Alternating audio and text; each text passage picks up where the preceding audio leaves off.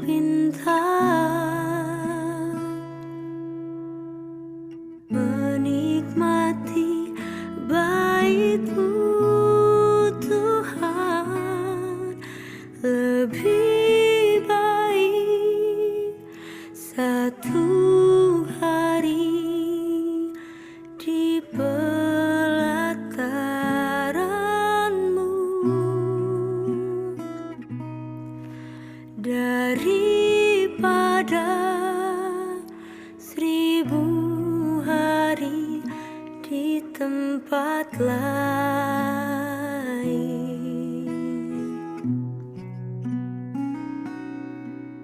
Memuji-Mu, menyembah-Mu, Kau Allah yang hidup, dan menikmati semua kemurahan-Mu. Shalom, selamat pagi Bapak Ibu Saudara Saudari yang kami kasihi dalam nama Yesus Kristus. Selamat bertemu kembali dalam sapaan teduh kita pada hari ini, dan selamat tahun baru buat kita semuanya.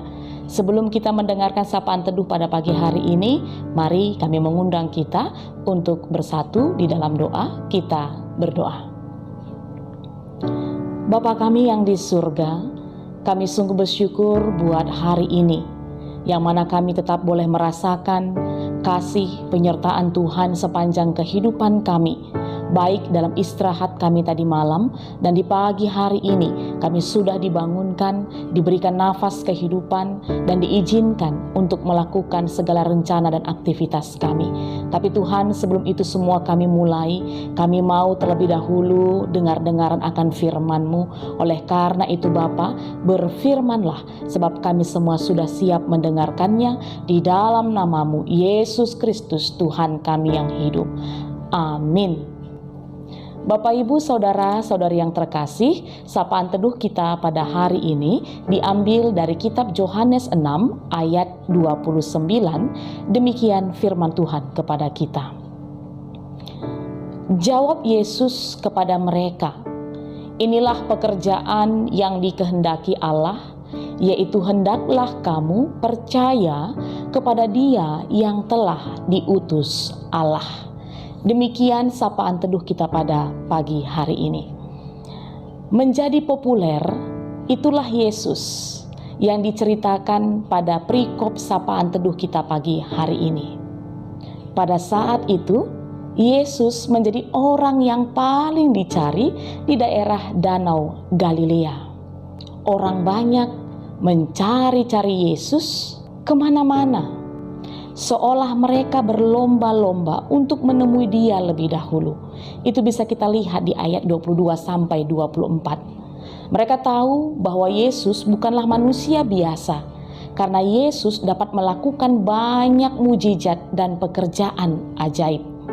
Apalagi mereka tahu bahwa Yesus pernah melakukan mujizat dengan memberi makan 5.000 orang hanya dengan 5 roti dan 2 ikan, yang diceritakan di Nats sebelumnya ayat 1 sampai 15. Ketika akhirnya orang banyak menemukan Yesus, tanpa basa-basi Yesus langsung membongkar motivasi mereka yang terdalam. Bagaimana Yesus berkata kepada mereka di ayat 26, "Sesungguhnya kamu mencari Aku bukan karena kamu telah melihat tanda-tanda, melainkan karena kamu telah makan roti itu dan kamu kenyang." Bapak, Ibu, Saudara-saudari yang terkasih di dalam nama Yesus Kristus, orang banyak pada saat itu mencari Yesus karena ingin menjadikan Yesus sebagai raja mereka. Mereka ingin Yesus memimpin perlawanan terhadap penjajahan Romawi dan membawa era baru bagi Israel. Orang banyak itu mencari Yesus hanya untuk kepentingan yang bersifat sementara. Ya, pada saat ini pun banyak orang yang rajin mencari Yesus bukan karena mengalami pertobatan yang sungguh-sungguh atau hidupnya telah berubah dan diperbaharui, tetapi karena ada motivasi dan maksud yang lain. Ada yang mencari Yesus karena mereka belum memiliki calon pasangan hidup misalnya. Ada dia yang mencari Yesus karena dia punya masalah ekonomi, penyakit, dan lain-lain. Akhirnya mereka tak punya pilihan lain selain mencari Yesus setelah dunia tidak dapat menyelesaikan masalah hidup mereka. Jadi, orang datang kepada Yesus karena mereka mencari makanan dunia yang bersifat sementara, bukan mencari Yesus sebagai makanan yang kekal. Pada umumnya, bila masalah yang mereka hadapi sudah selesai, maka mereka akan meninggalkan Yesus dan kembali ke kehidupan lama mereka lagi. Sapaan teduh kita hari ini mau mengajak kita, Bapak, Ibu, saudara-saudari yang terkasih, agar kita mengoreksi motivasi kita selama ini saat kita mencari Yesus, saat kita datang kepada Yesus. Dia tahu persis apa yang menjadi isi hati kita. Sebab dalam firman Tuhan juga Yohanes 2 ayat 25 katakan bahwa Yesus tahu yang ada di dalam hati kita. Dalam perikop kita, Yesus menegaskan bahwa seharusnya mereka melihat segala yang Yesus lakukan bagi mereka merupakan tanda untuk menyingkapkan identitas atau jati dirinya. Pemberian makan secara ajaib itu menyingkapkan bahwa Yesus adalah Allah yang sejati, sumber kehidupan dan pemeliharaan atas umatnya. Yesus adalah Mesias sejati yang disahkan, yang dimateraikan oleh Bapa.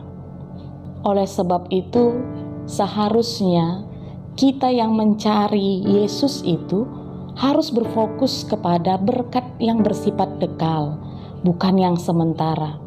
Sebab hanya Yesus, Sang Anak Manusia, yang dapat mengaruniakan berkat yang bersifat kekal itu. Ingatlah bahwa Yesus sendiri itu jauh lebih berharga daripada segala berkat yang ada di dunia ini. Jadi, Bapak, Ibu, saudara-saudari yang terkasih, coba mari kita koreksi diri kita selama ini. Apa yang mendorong kita bertekun dalam mencari Tuhan? Ya, sungguhkah kita betul-betul mengalami pertobatan dan percaya kepada Dia, seperti yang Dia firmankan kepada kita pada sapaan teduh pada hari ini? Atau ketika kita mencari Yesus, kita percaya kepada Yesus, kita hanya menjadikan Dia sebagai alternatif terakhir. Setelah semua serasa jalan tertutup, baru kita datang kepada Yesus, baru kita percaya kepada Yesus. Benar, Tuhan kita maha sanggup. Dia sanggup menolong kita, Dia sanggup memberkati kita, Dia sanggup menyembuhkan kita, bahkan memulihkan kita dari keadaan kita seburuk apapun itu. Tetapi firman Tuhan pada hari ini mengajak kita, janganlah jadikan ini menjadi alasan atau motivasi utama kita mencari Yesus, kita percaya kepada Yesus. Sebab orang yang demikian, yang menjadi alasannya untuk mencari Yesus, untuk percaya kepada Yesus, maka setelah keinginannya tercapai, dia akan cepat berubah dan kembali meninggalkan Yesus. Ini bisa kita lihat dalam kisah ketika ada 10 orang kusta yang disembuhkan oleh Yesus.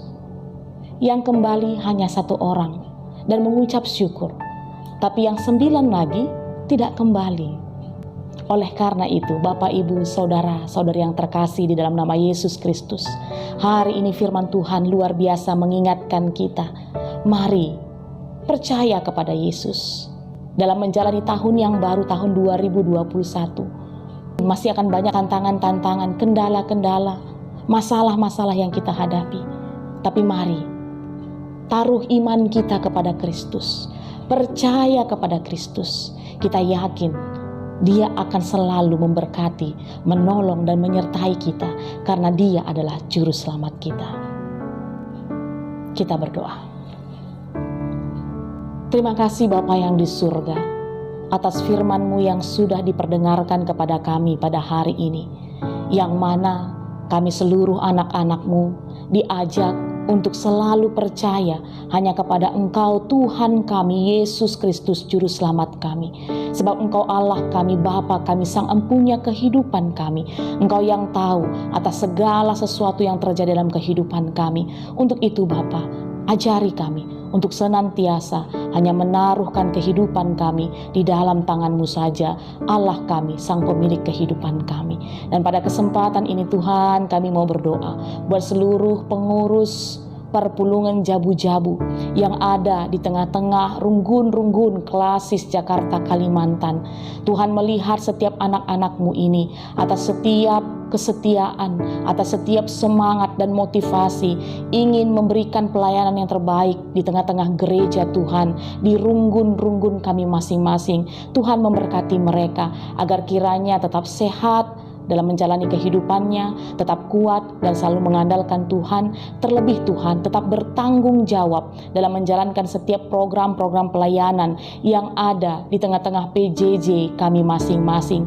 Terlebih Tuhan di masa-masa kami ketika masih berada dalam pandemi COVID-19, di mana para pengurus dituntut untuk lebih kreatif lagi, untuk lebih maksimal lagi, untuk melakukan pelayanan-pelayanan, untuk bisa menjawab setiap kebutuhan perpulungan Jabu-Jabu, setiap anggota-anggota yang ada. Dan kami percaya Tuhan, Engkau memberkati seluruh pengurus-pengurus PJJ kami. Kami yakin dan percaya mereka adalah orang-orang pilihan dan mereka akan tetap memberikan yang terbaik. Bagaimana lewat pelayanan-pelayanan yang dilakukan oleh anak-anak-Mu ini, nama-Mu termulia dan iman seluruh jemaat semakin boleh maju. Terima kasih Tuhan, kami serahkan doa syafaat kami ini, seluruh kehidupan kami ini, satu hari ini hanya di dalam nama-Mu Yesus Kristus, Tuhan Juru Selamat kami. Amin. Selamat pagi, selamat beraktivitas Bapak, Ibu, Saudara-saudari yang kami kasihi. Tuhan Yesus memberkati.